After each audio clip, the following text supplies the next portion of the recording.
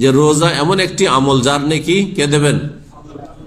আল্লাহ দেবেন। কিন্তু আপনি নিম্নমানের রোজা রেখে কতটা পাবেন? আপনি নিম্নমানের মতো পাবেন। আপনি মধ্যম শ্রেণীর রোজা রাখবেন, মধ্যম মানের আপনি নেকি পাবেন। কিন্তু যদি আপনি হাই কোয়ালিটির রোজা রাখেন আপনি, তাহলে হাই কোয়ালিটির সওয়াব পাবেন। হ্যাঁ, আল্লাহু ইয়ারযুকু মান ইয়াশা বিগাইরি হিসাব। আল্লাযীনা আমানু কুতিবা আলাইকুমুস সিয়াম, হে ঈমানদারগণ, তোমাদের উপর সিয়াম রোজাকে ফরজ করা হয়েছে।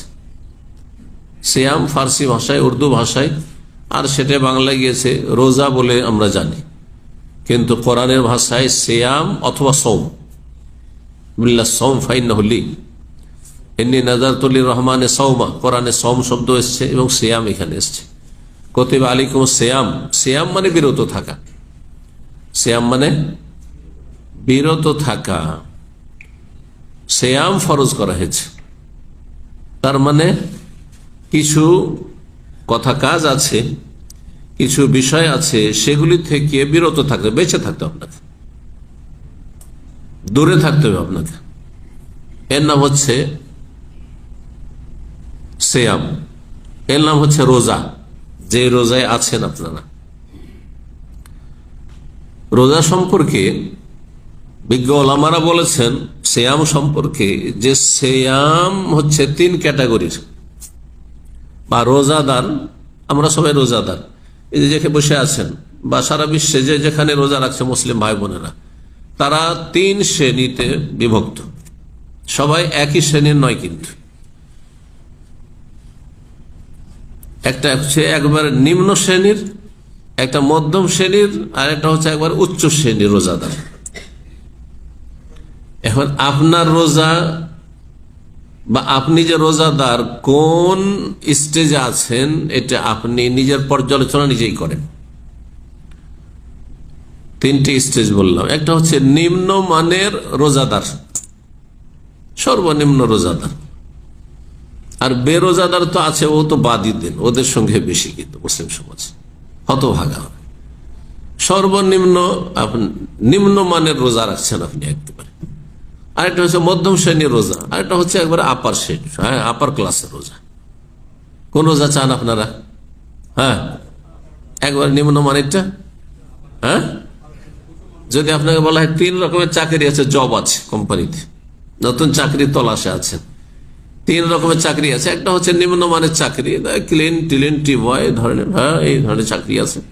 আর একটা হচ্ছে মধ্যম ধরনের চাকরি আছে, হ্যাঁ অত কষ্ট নেই, শারীরিক কষ্ট নেই।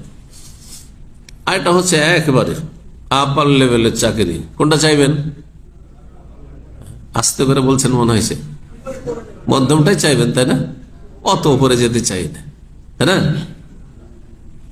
যদি এখনই সুযোগ পান যে আমাকে প্রধানমন্ত্রী করে দেওয়া হতো, একবার সাথে সাথে দৌড় দিবেন, হ্যাঁ জীবন বাজি লাগিয়ে দিবেন যে মরি আর বাঁচি। হ্যাঁ, মরলে মরেই গেলাম, আর বাঁচলে প্রধানমন্ত্রী হয়েই গেলাম, তাই না?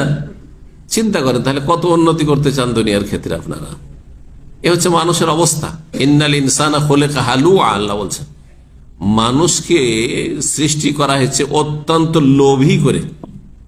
লোভ শুধু দুনিয়ার ক্ষেত্রে, জান্নাতের ক্ষেত্রে লোভী না। জি, আখেরাত পরকালের ক্ষেত্রে চোখের আড়ালে কবরের জীবনকে সুখী করব, লোভী না, আগ্রহী না। ইন্নাল ইনসানা খুলিকা হালুআ, দুনিয়ার ক্ষেত্রে অত্যন্ত লোভী, অত্যন্ত লালসা, বড়ই উদ্গ্রীব, আগ্রহী। কেমন করে বড় হব? তো রোজাটাকে ওই রকম, হ্যাঁ ওপর লেভেলে নেওয়ার চেষ্টা করে। জি, তাহলে সবচাইতে পরিপূর্ণ আপনি সওয়াব পাবেন, নেকি পাবেন, আর সবচাইতে উচ্চ মর্যাদা পাবেন রোজার মাধ্যমে। এবং বেহিসাব, বিনা হিসাবে আল্লাহ রোজার নেকি দেবেন। হাদিসে কুদসিতে আছে না যে রোজা এমন একটি আমল যার নেকি কে দেবেন? আল্লাহ দেবেন। কিন্তু আপনি নিম্নমানের রোজা রেখে কতটা পাবেন? আপনি নিম্নমানের মতো পাবেন। আপনি মধ্যম শ্রেণীর রোজা রাখবেন, মধ্যম মানের আপনি নেকি পাবেন। কিন্তু যদি আপনি হাই কোয়ালিটির রোজা রাখেন আপনি, তাহলে হাই কোয়ালিটির সওয়াব পাবেন। হ্যাঁ, আল্লাহু ইয়ারযুকু মান ইয়াশা বিগাইরি হিসাব।